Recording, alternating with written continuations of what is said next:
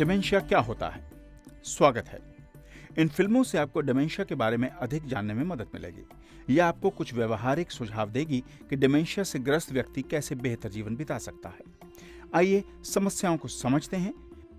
यह इरफान है, जिनकी उम्र 66 वर्ष है और यह डिमेंशिया के आरंभिक चरण में है, और ये इनकी पत्नी फातिमा है जो 59 वर्ष की हैं।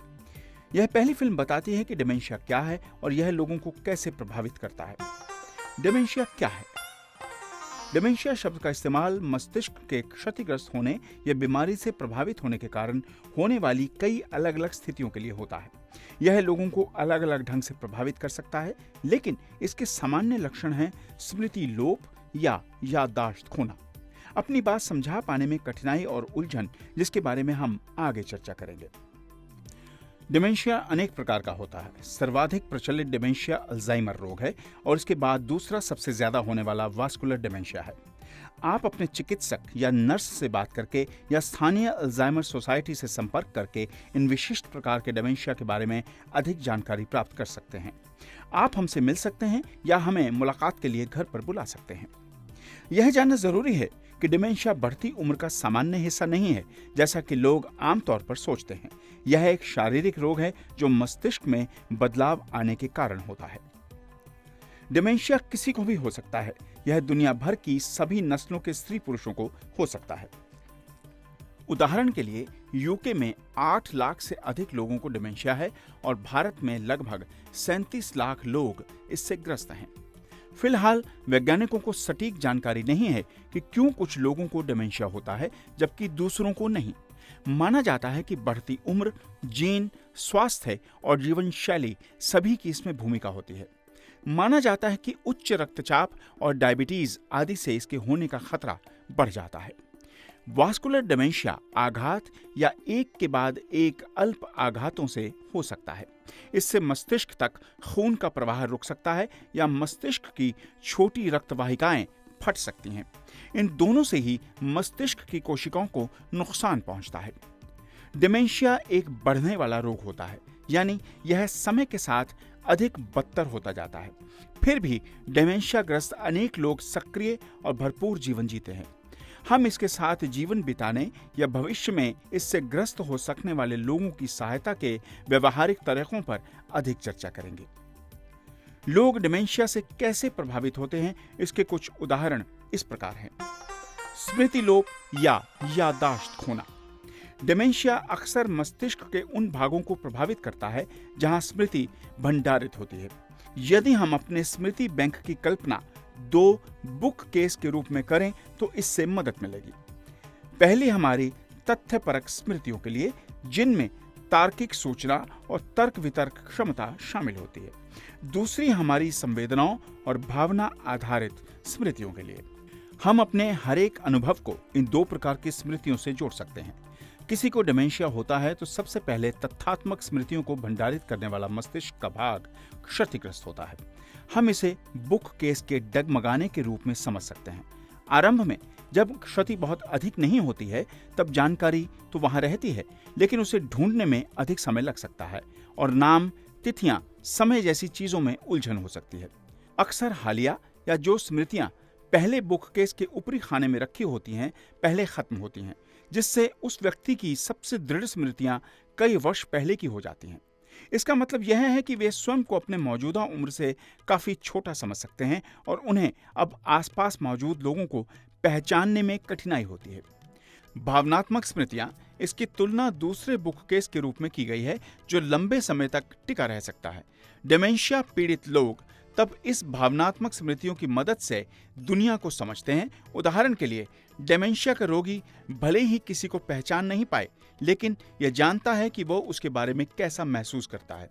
वो व्यक्ति अब भी उन्हें प्रसन्न या सुरक्षित महसूस करा सकता है। प्रत्येक व्यक्ति को स्मृति संबंधी अलग अलग कठिनाइयां हो सकती हैं। कुछ सामान्य समस्याएं निम्नलिखित हैं। किसी का नाम भूल जाना, यह भूल जाना कि घर में चीजें कहाँ हैं, यह भूलना कि आप कमरे में क्यों आए हैं, अनजाने स्थान में प्रवेश और निकास के रास्ते को भूल जाना और यह न जानना कि बाहर कैसे निकला जाए। डिमेंशिया बढ़ने के साथ साथ रोगी को अक्सर चीजों की याद दिलानी पड़ सकती है या खाने, नहाने, कपड़े पहनने और टॉयलेट का इस्तेमाल करने में मदद करनी पड़ सकती है। वे अक्सर चीजों को, विशेष तौर पर नामों को भूलने लगते हैं और हाल की घटनाओं की स्मृतियों में कमी आने के कारण कभी-कभी बार-बार एक ही प्रश्न या वाक्य को दोहराते रह सकते हैं।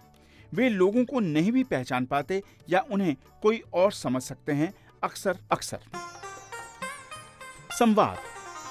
डिमेंशिया अक्सर संवाद के लिए जिम्मेदार मस्तिष्क के भाव को भी प्रभावित करता है। इसलिए लोगों को सही शब्द नहीं मिलते हैं, जैसे रोजमर्रा की किसी चीज का नाम।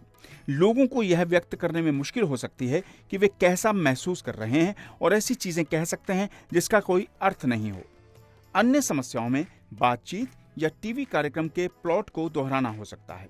वे बातचीत के दौरान अपनी ही बात को अनेक बार दोहरा सकते हैं या कहते हुए भटक सकते हैं। डिमेंशिया की उन्नत अवस्थाओं में कोई रोगी एकदम बात करना बंद भी कर सकता है। एकाग्रता और उलझन। डिमेंशिया लोगों की एकाग्रता और काम करने के तरीके को भी प्रभावित करता है। इसमें चीजों पर विचार करने या निर्देशों का पालन करने में कठिनाई हो सकती है। पढ़ने, लिखने, खाना बनाने या चाय बनाने जैसे रोजाना के कार्य तक कठिन लग सकते हैं। डिमेंशिया ग्रस्त लोग अक्सर समय, तिथि या मौसम के बारे में उलझन में पड़ जाते हैं। डिमेंशिया बढ़ने के साथ ही वे स्थान भी पहचान नहीं पाते, भले ही उन स्थानों पर वे अक्सर जाते रहे हों। उदाहरण के लिए, हो सकता है कि कोई अक्सर सुपरमार्केट, अपने बेटे के घर या पूजा स्थल पर जाता रहा हो, लेकिन अब वापसी का रास्ता नहीं मिलता और पहले परिचित रहे संदर्भ बिंदुओं को न पहचानता हो। इस प्रकार के लक्षणों के कारण किसी को शर्म महसूस हो सकती है और वह चीजों से कट सकता है, बाहर जाने से बचने लग सकता है। डिमेंशिया में लोग असामान्य तौर पर चिंतित या उत्तेजित हो सकते हैं। मस्तिष्क की भावनाओं को नियंत्रित करने वाले भाग पर रोग का असर होने के कारण मूड अक्सर बदलता रहता है। बोध। दृष्टि एवं दृष्टिकोण संबंधी समस्याओं से डिमेंशिया पीड़ित व्यक्ति और उसके आसपास के लोग दोनों को ही परेशानी हो सकती है। मस्तिष्क के कुछ हिस्सों के क्षतिग्रस्त होने के कारण चीजों और लोगों को पहचानने में मुश्किल हो सकती है। उदाहरण के लिए, किसी को अपनी पत्नी और बेटी में अंतर कर पाने में मुश्किल हो सकती है। डिमेंशिया ग्रस्त लोगों को अन्य कठिनाइयां भी हो सकती हैं, जिनकी वजह से उन्हें दूरी का अंदाजा लगाना मुश्किल हो जाता है, जैसे कि सीढ़ियों की दूरी, या वे पैटर्न या परछाइयों का गलत अनुमान लगा सकते हैं। जैसे डिमेंशिया ग्रस्त कोई व्यक्ति दरवाजे पर रखे पायदान को बड़ा गड्ढा समझकर उसे फांदने का प्रयास करता है, उस पर चलने से झिझकता या इनकार तक कर देता है। ये सर्वाधिक प्रचलित लक्षण हैं, लेकिन याद रखिए कि हर एक व्यक्ति को डिमेंशिया का अपना अलग अनुभव होता है। फिल्म 3 में हम इस संबंध में कुछ सुझाव देंगे कि आप ऐसी समस्याओं से जूझ रहे व्यक्ति की मदद कैसे कर सकते हैं।